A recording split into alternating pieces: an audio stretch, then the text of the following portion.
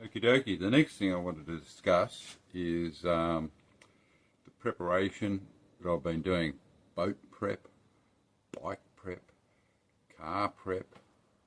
So I've got a little compilation. Hopefully it's not going to be a very long video, but just a compilation of the stuff I've done over probably the last 6 months. Most of it is actually to do with the boat. Because that took me 4 months to roll through some stuff. The bike has been relatively easy, and so has the car, but we'll just go through that. Okie dokie, just a quick rundown on what I've done to prep the bike. Now, I didn't have to do very much. It's a new bike, so haven't done much at all to it, but we'll quickly go through it. Starting at the back. Traction odor, Rel Z tyre, and same at the front, traction odor, Rel Z tyre. Luggage with a little foam protector for the side plastics. I think that's about a 25 litre anti-straps canvas bag. It's not waterproof, but I've got dry bags inside it, so it doesn't really matter. Inside there I've got tube, tent, wet weather gear and some tools. Over here I've got another tube,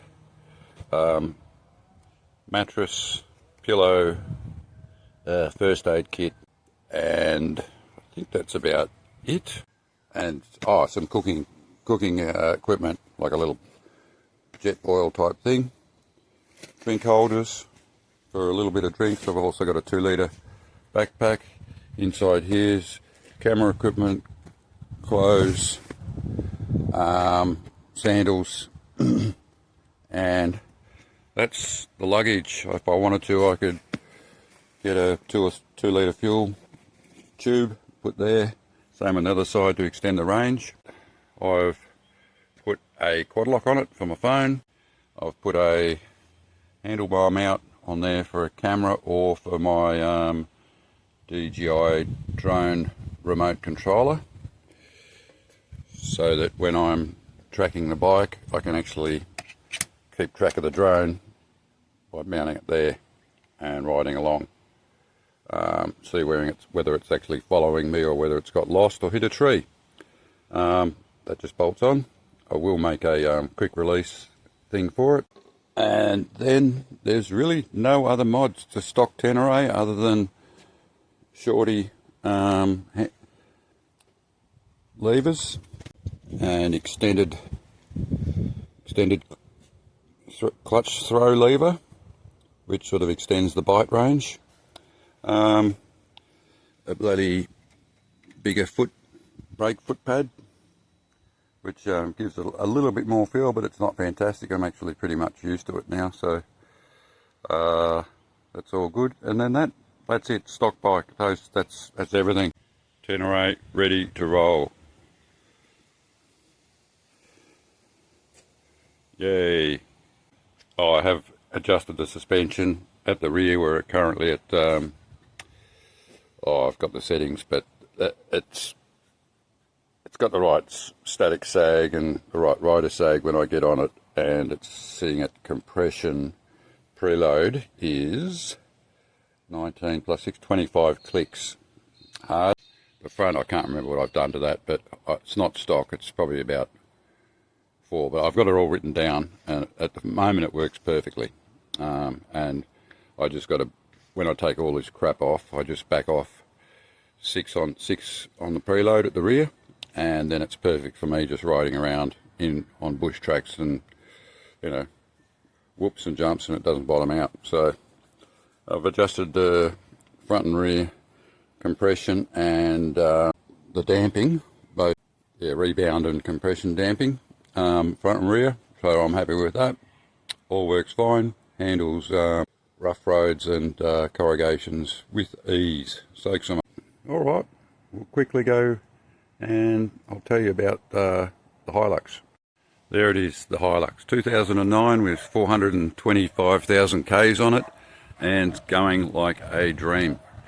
I've just had basically the motor pulled apart, well, all the external bits on the motor pulled apart, and turbo actuator checked, the EGR valve cleaned, new oxygen sensor installed, an additional fuel filter installed, and it's running perfectly, and a little throttle body controller so I can adjust the throttle response as I'm driving along, depending on whether I'm towing, cruising, or just popping around town.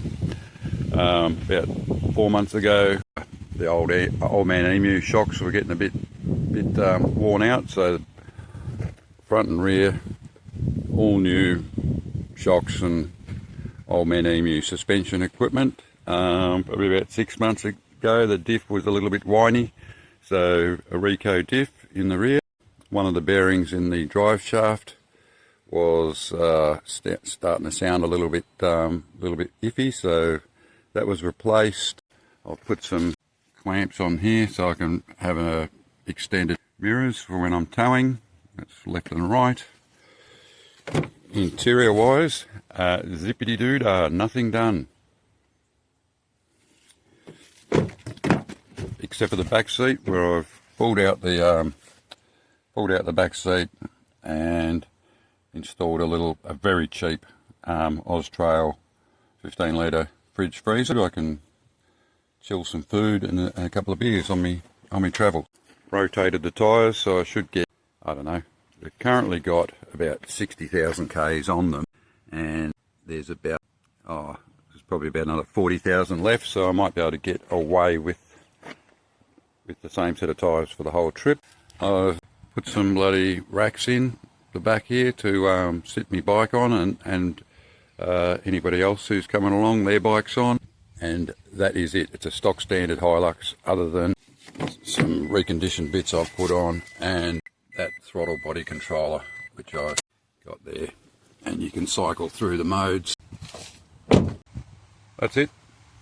I thought I'd just check out whether the Tenere fitted actually on the back of this, and I'm going to put a bit of U channel in there to stabilise it, because that tailgate is where the back wheel sits. I don't really want it doing 15,000 Ks sitting on that tailgate, particularly if there's two bikes. So I'm going to get a couple of channels, drill a few holes in the Hilux, put some bolts in, and make them so that there's enough holes to vary load conditions and what have you.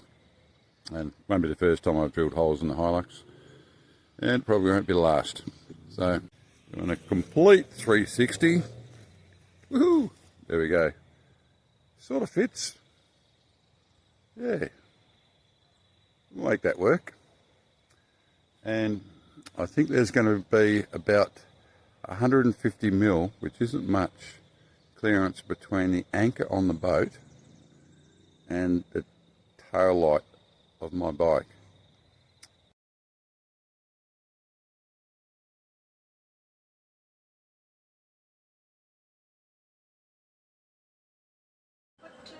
Hello, back, just making up a rack for my bike and Ian's bike to go on the back of the ute. I did say I was going to do that, so that's what I'm doing.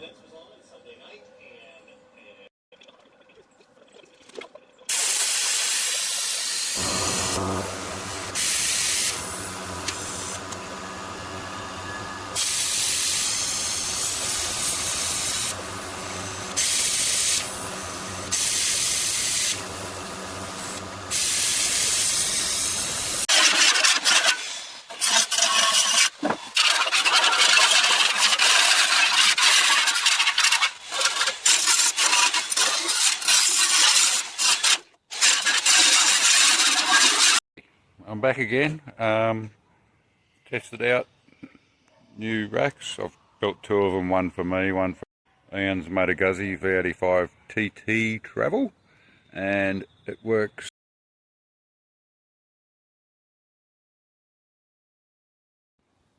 Me again, made a little bracket there's my drone controller there, yep, which you know, I'd like to be able to have that drone controller where I can sort of look at it. Every now and then I want to, the dilemma is I want to have the drone track me on the motorcycle from time to time, or some other thing, you know, whether I'm on the boat or whatever. But there's not too many, you know, if you're riding a motorbike or driving a boat, you can't have that in your hand. So it's not such a problem in the boat because there's lots of spots to put it. But on a bike, there's nowhere to just plonk it on the dash and ride off and then pick it up when you've done the ride. So I've made a little bracket. There it is there. It's pretty nasty, but it does the job. I can still charge it up, and the benefit of that bracket too is that I can now, that sits up there, it's freestanding now. So used to just have to sit down like that. Now I can sit it down on the flat, or I can stand it up like that. And the beauty is, there we go. Now you can put this thing up here, and that gets bolted there. I've got to organise a quick bolt unbolt system, but essentially that's where it's going to sit while I'm riding along. Okie dokie, back again. Couple of last minute preparations. The boat doesn't have a toilet, which ordinarily wouldn't be a problem if you're just out in the sea, but there'll be some areas where I'll be going with the no discharge zone, so I'm going to make a toilet out of a Bunnings bucket, and hopefully this will one day be called I'm just going to have a Bunnings. That's me again. It's only about 4 minutes later and I just did that job in seconds. I can't believe how easy it was. So I went and got that little first chair wouldn't open wide enough, so I went and got one of these little, you know, little camp chair things. Chuck it down there, slide bucket into there, in it goes. Get the toilet seat. There you go. And go snap and snap, and it's done. Once you've done your business, put the, don't bomb it, and put the lid on. This will be great. Oh. Yeah, just quickly run through the mods that I did to the boat over the last 6 months.